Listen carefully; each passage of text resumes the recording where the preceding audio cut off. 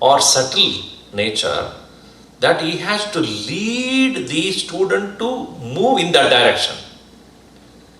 Telling him clearly or telling her clearly that it cannot be known through the eyes, ears, nose, tongue, skin. It cannot be a mere mental deliberation or intellectual deliberation.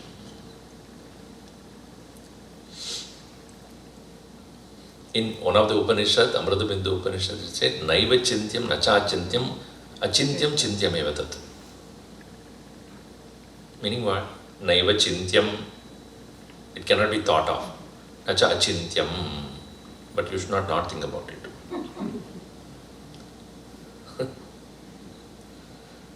Achintyam chintyam evatat. That which cannot be thought of, you should think about it. The students ask, are you okay?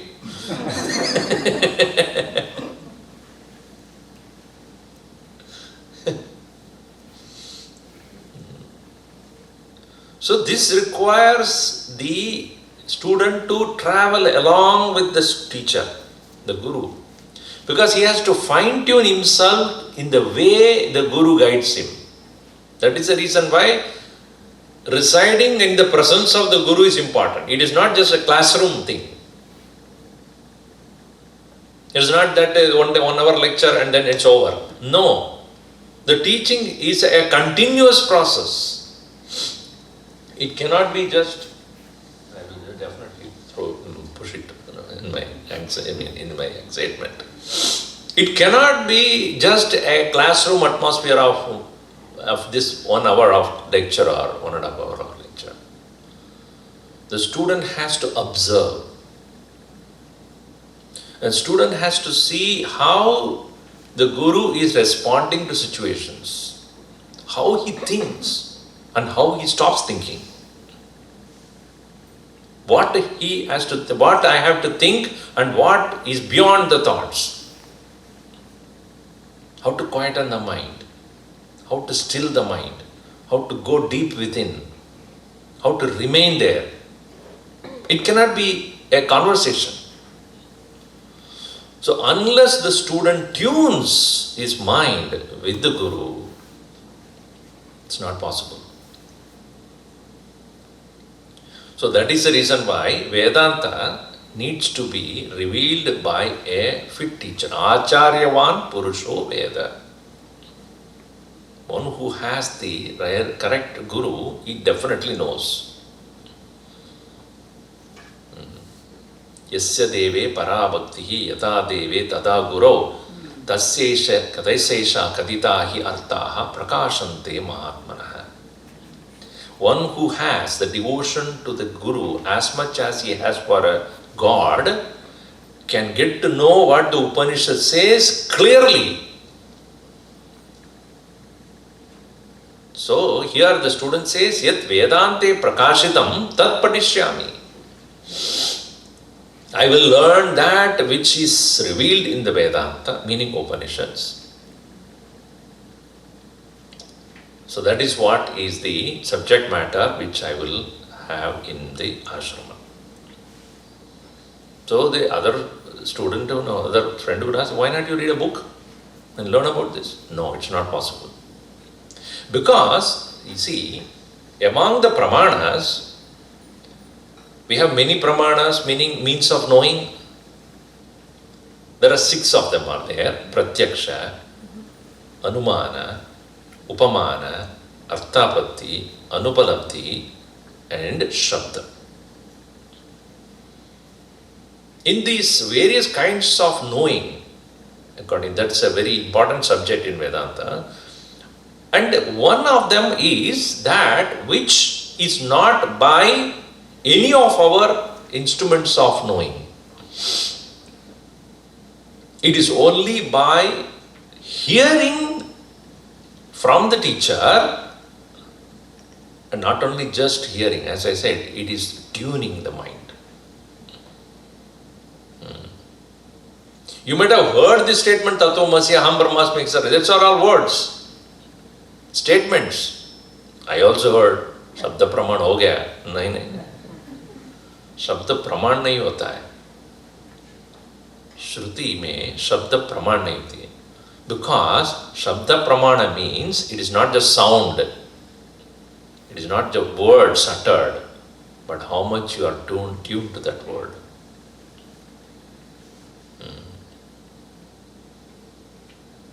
So here, the Vedanta must be learned from a teacher who is tuned himself to the Brahman, and he makes you also get tuned to that.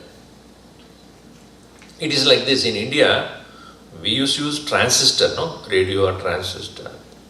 Where is it that it picks up the signal from? Tell me. Can you see it?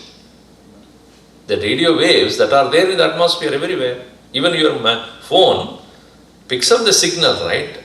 And it tunes itself to that wavelength. Or Wi-Fi, for example. It gets tuned to that particular wavelength and then gets connected. In the same way, the words are uttered. But are you tuned? Then only you know what it is. Not just mere verbal utterances. That is why the student has to live in the ashrama with the utmost discipline of serving the teacher. Get himself tuned to the teacher. And when he says, it just gets there. The one who is not tuned to that teacher, he may hear, 100 times he may hear, but would not be able to connect. So, Vedante yad prakashitam tat patishyami. Very good. Now, the other boy was, what is said in Vedanta? I don't know. Kimuktam vada Vedante Naham dukkamayo jivaha Kadam tarhi kositvam Atma nityachidanandaha.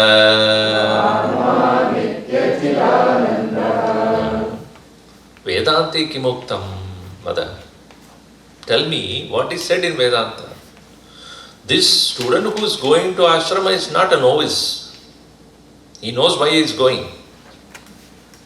He is not a parasite or useless. It is said in Upanishad very clearly that a fit student is one who has clearly understood the limitations of karma. Parikshalogan karmachitan brahmanaha nirvedamayat na asti akritakrtena. Tad vijnanartam sa gurum eva abhigachet samitpani shrotriyam brahmanishtam. He had examined the world of actions, parikshya, lokan parikshya, karmachitan lokan parikshya. Having examined the world which can be obtained through action, through various punya karmas, one can go to Swarga ityadi lokas. But anything that is created out of action must end. Action itself has a beginning. How the result cannot have a beginning? Before the action, the result would not come. Gurudev always would say, you are not born before your father.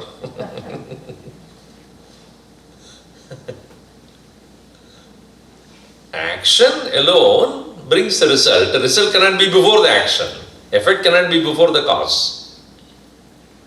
And if action has a beginning, how can a result will not have a beginning? In action also has an end. That is a product of a limited thing. How can it become unlimited? So result is also subject to end. Ramana Maharshi also beautifully put it there. No? Karturajnaya prapyate palam param karmatat jadam kruti mahodado patana karanam palam ashashvatam. Ashashvatam palam. Limited is the result. So, having examined the world of action, here the world of action means rituals also. Karmachitan lokan parikshya. the worlds of experiences having created by the action having been examined, nirvedamayat, vairagyamayat. One gets the vairagya. If I want unlimited joy, it cannot be by action. Na karmana. Na asti akritaha kritena. Uncaused cannot be by action. See, our idea of joy is what? I have to do something to be happy. I have to achieve something to be happy. I have to accomplish something to be happy. That means our happiness is a product of what we do or what we accomplish. Before that, I was unhappy. Now I want to be happy. When this mindset is there, people are engaging in the work. With that mindset, people engage in work all the time.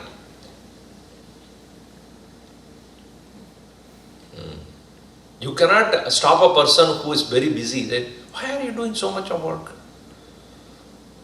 If you ask anybody, why are you doing so much?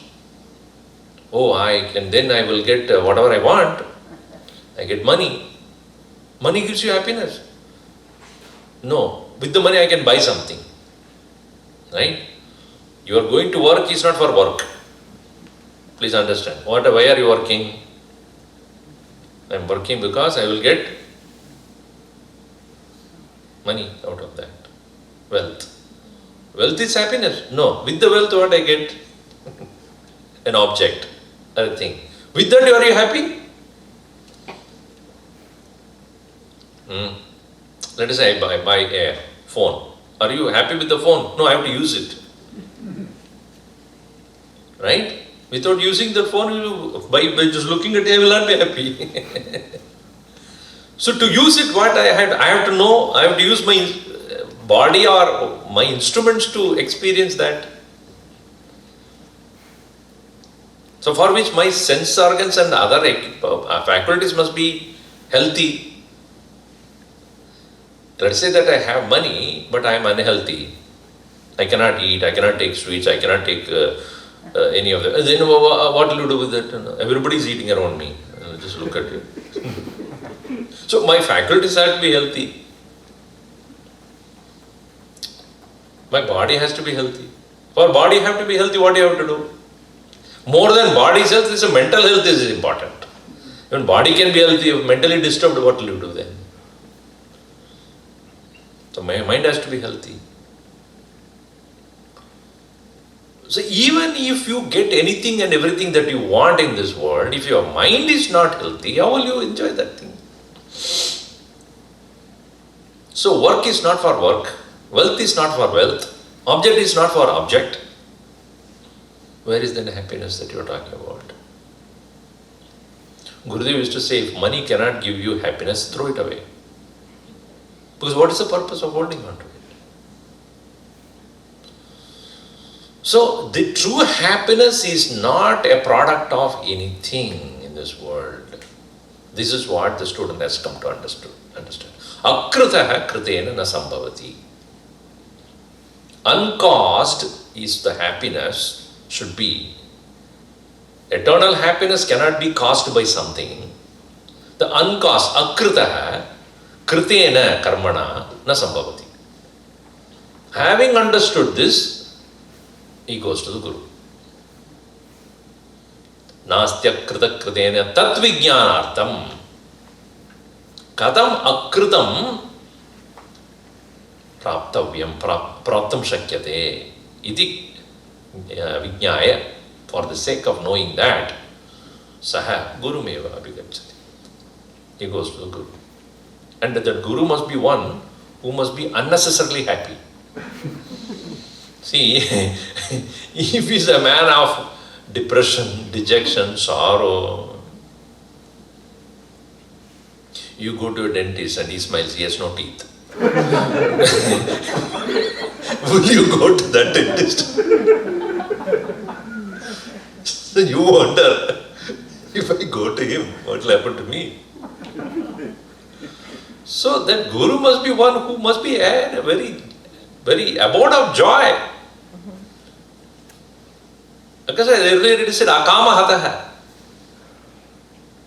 It is not disturbed by desires. So, Sagurumeva Vigachet, Samitpanihi, with his hands filled with lot of dry sticks. What it shows, I am ready to burn myself to reach the enlightenment. Shrotriyam Brahmanishtam Gurum Abhigachati. So, here also, this boy knows why he is going. So, then other boy is asking this question, why are you going? Vedanta padne ke liye. Alright, what is it in Vedanta? Na aham dukkhamayo jivaha. Aham na dukkhamaya jivaha. I am not a sorrowful individual entity. This is what I come to realize. Vedante kimuktam? Vedante uktam aham na dukkhamaya jivaha. I am not a miserable entity. So if you already know, then why are you going to go? No. I know, intellectually I know, but it is not experientially. The intellectual knowledge is there, but I need to discover that in the presence of a Guru. So then, if you are not the Jiva, then who are you? Katam kataya tarhi kositvam. If you are not a miserable entity, who are you then? Kahasi, who are you? Kataya, tell us. He says, Atma Nitya Chidananda. Aham na Jivaha, Aham Atma. Chidananda, Nityaha. So this is what I need to realize and establish myself. Swamiji, we know we are all Atman. In American version, Atman. Atmani, Atman. So Atman Nitya Chidananda Aham. Na Jivaha Aham. Not a subject to birth and death. I am not a miserable individual self. So, okay, you understood that you are the self, everlasting, blissful one. What else is said there? Katitam tatra kim anyat Atma mamaiva sarvatma kolabastava jnanena mukta prinam yatas sarvan. Tatra kim anyat katitam. There in Vedante, anyat, kim anyat, other than that, what else is said? Kim anyat katitam tatra Vedante. That Atma Nitya Satchidananda is not only Mama, but also Sarvatma. Mama eva Atma, Sarvasya Atma. See, this is the distinction between all other religious precepts and Vedanta.